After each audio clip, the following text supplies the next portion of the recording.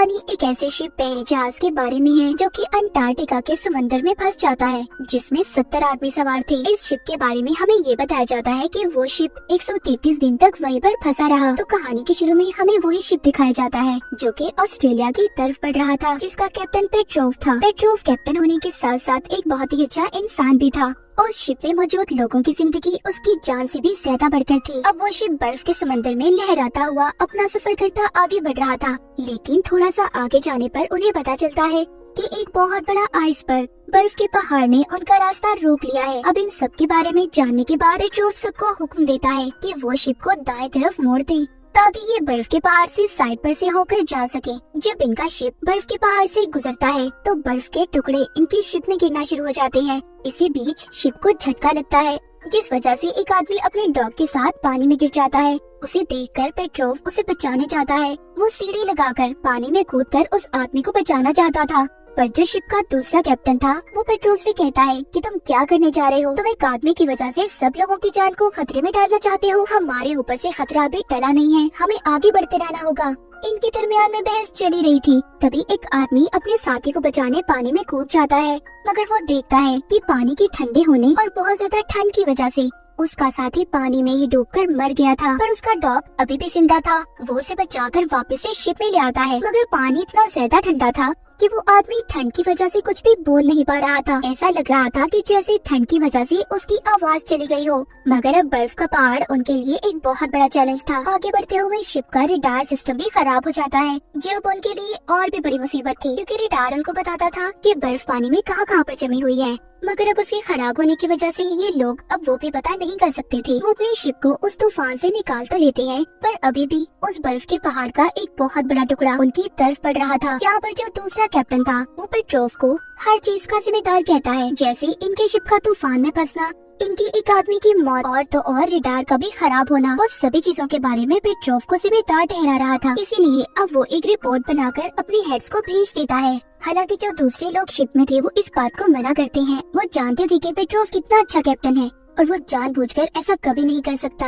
अब जो रिपोर्ट बनाकर सेकंड कैप्टन ने हेड्स को भेजी थी, इसलिए वो इसकी बात को मान लेते हैं और पेट्रोव को उसके ओहदे से हटा दिया जाता है। उन्होंने ये भी कहा था कि जब तक कोई नया कैप्टन नहीं आएगा तो अब सेकंड कैप्टन को ही इस शिप का नया कैप्टन बना दिया गया था।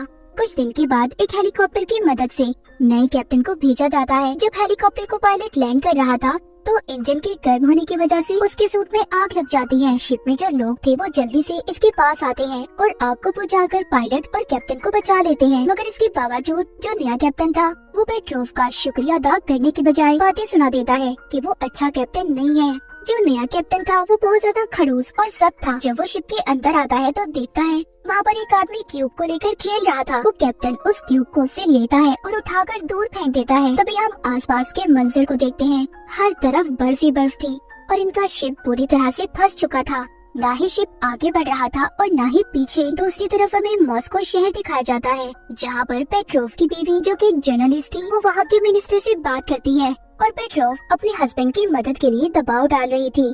उधर शिप में सभी लोग मीटिंग कर रहे थे कि इस तूफान से कैसे बचा जाएगा। तभी यहाँ पर इनका एक साथी कहता है कि क्यों ना हम शिप में से पेट्रोल को निकालकर एक बहुत बड़ा धमाका करें, जिससे शायद आगे जाने का रास्ता खुल जाए। ये मीटिंग पेट्रोव करवा रहा था। तभी यहाँ पर नया कैप्टन आता है, वो इस मीटिंग को बंद करवा देता है। उसकी बातों से ऐसा लग रहा था कि वो पेट्रोव को बिल्कुल भी पसंद नहीं करता था और वो उस आदमी के प्लान को भी मना कर देता है जो धमाका करने का था। मगर इस बारे में पेट्रोव को भी कुछ ठीक नहीं लग रहा था। नया कैप्टन यहाँ पर सबसे कहता है जिस फ्यूल को तुम इस्तेमाल करके धमाका करने की बात कर रहे हो सकता है आने वाले दिनों में हमें उस फ्यूल की जरूरत हो। इसीलिए कैप्टन अब हर तरफ पर इमरजेंसी की खबर को फैला देता है कि इनका शिप बर्फ में बुरी तरह से फंस गया है। इसीलिए इन्हें अब शिप की लाइट्स को भी बंद करना पड़ता है, क्योंकि ये नहीं जानते थे कि इनका शिप कब यहाँ से निकलेगा। इसीलिए इन्हें अपनी हर चीज को बचा कर रखना होगा। अब पेट्रोव यहाँ पर कुछ सोचता है। वो ऐसे ही खामोश नहीं रहने वाला था। वो सोचता है कि आखिर कब तक हम यहाँ पर फंसे रहेंगे और मदद का इंतजार करेंगे। इसीलिए अब ये फ्लेयर गन को लेकर उस बर्फ के पहाड़ के बारे में जानने के लिए शिप से उतर जाता है। तभी उसे हेलीकॉप्टर का पायलट देख रहा था जो कि कैप्टन को यहाँ पर लेकर आया था। मगर वो पेट्रोव से कहता है कि तुम फिक्र नहीं करो, मैं इस बारे में किसी को भी कुछ नहीं बताऊंगा। पेट्रोव जब शिप से उतरकर आगे जाता है पानी पर बर्फ की तह जम चुकी थी। जब पेट्रोव थोड़ा सा आगे जाता है तो उसे वही क्यूब मिलता है जो कैप्टन ने फेंक दिया था, पर वहाँ पर एक बर्फ का गड्ढा था जिसमें वो गिर जाता है। तभी पेट्रोव फ्लेयर गन को चलाता है, जिससे दूर खड़े पायलट ने इसे देख लिया था कि ये मुसीबत में है, इसीलिए वो शिप के बाकी साथियों को लेकर उसकी जान बचाने आ गया था। उसे अब वापस ले जाकर डॉक्टर को भी दिखाया जाता है। पेट्रोव की हरकत पर नए कैप्टन उसे बहुत डांट रहे थे, पर वो खाली हाथ नहीं आया था, उसके पास बहुत सारी इन्फॉर्मेशन थी। वो कैप्टन से कहता है कि एक बहुत बड़ा बर्फ का तोता हमारी तरफ पीछे से आ रहा है, अगर हमें यहाँ पर टाइम पर कोई बचाने न आया तो हम यहीं पर जमकर मर जाएंगे। कैप्टन उससे पूछता है कि तुम्हारे पास क्या सबूत है। वो कैप्टन को उसका फेंका हुआ क्यूब दिखाता है और बताता है कि इसे तुमने बहुत दूर फेंका था, तो इस वजह से इसे बहुत दूर होना चाहिए था, पर ये मुझे करीब से मिला है। इसका मतलब ये है कि ये उस बर्फ के तोते की वजह से हमारे करीब आया है।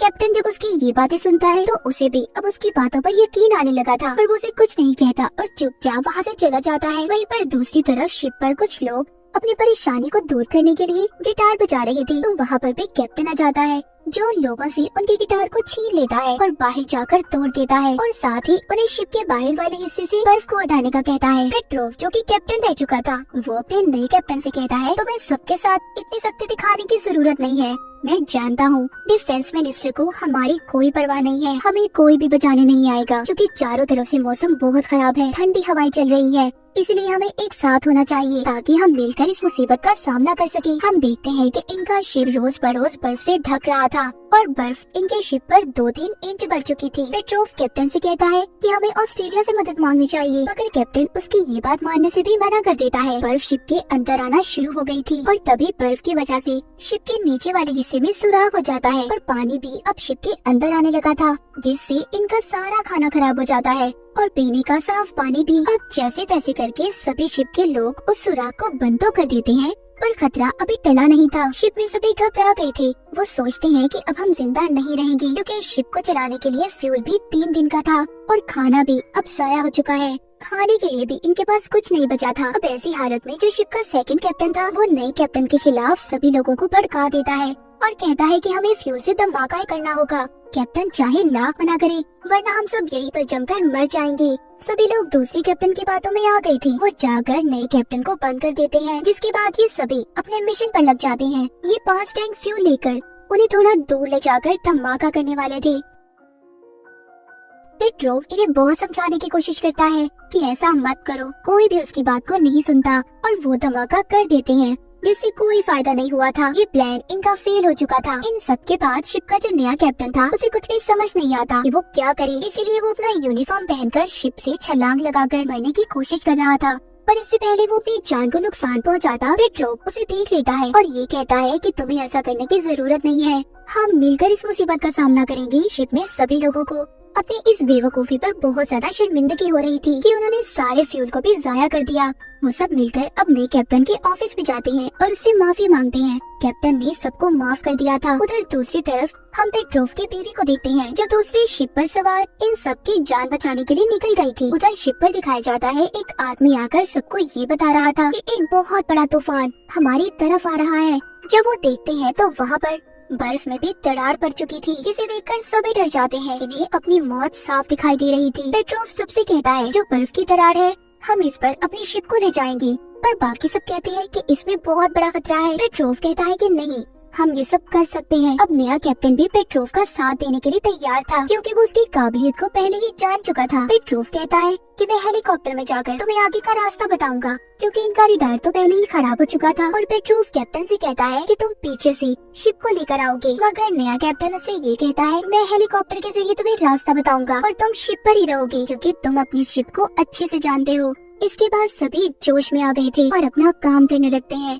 अब नया कैप्टन इनको हेलीकॉप्टर के जरिए रास्ता बताता है। हम देखते हैं इतना बड़ा शिप 10 मीटर की भी कम दूरी से 100 मीटर के ऊंचे बर्फ के पहाड़ से गुजर जाता है, मगर कैप्टन का हेलीकॉप्टर अभी भी उस बर्फ के पहाड़ के पास ही था क्योंकि हवा बहुत तेज थी और तभी वो उस बर्फ के पहाड़ में लगकर नीचे गिर जाता है। ये देखकर पेट्रोव शिप को वापस मोड़ने का कहता है। कैप्टन और पायलट जो कि पानी में डूबने वाले थे वो बिल्कुल अपनी उम्मीद खो चुके थे कि पेट्रोव उन्हें बचाने आएगा। वो जानते थे कि पहले भी वो ऐसी गलती करके सस्पेंड हो चुका था। एक आदमी को बचाने की वजह से उसे कैप्टन के ओहदे से हटा दिया गया था, लेकिन फिर भी अब पेट्रोव उन्हें बचाने आ जाता है। उसे सभी लोग रोक रहे थे पर वो शिप को उनकी तरफ ले आता है। जब कैप्टन डूबने ही वाला था, पेट्रोव आकर उन्हें बचा लेता है। साथ ही पेट्रोव की टीम भी आ गई थी जो उनकी मदद करती है। वो लोग सभी सही सलामत शिप में आ गए थे और बहुत खुश थे कि आखिरकार वो इतनी बड़ी मुसीबत से बच गए। अब आगे जाकर उन्हें पेट्रोव की बीवी का शिप भी मिल जाता है, जिससे वो अपनी शिप में फ्यूल भरते हैं और फिर ये सब खुशी खुशी आगे बढ़ते हैं। सब ने बहुत बड़ी मुसीबत को आसानी से पार कर लिया था, सब बच गए थे। इनकी तस्वीर अखबार में भी छपती है जो कि पेट्रोव की बीवी ने छपवाई थी। उन्होंने 133 दिन इसी शिप में गुजारे थे। तो इंसान जितनी बड़ी मुसीबत में क्यों ना हो, अगर वो कोशिश करे तो जरूर कामयाब हो सकता है। और इसी के साथ ये मूवी यहीं पर खत्म हो जाती है।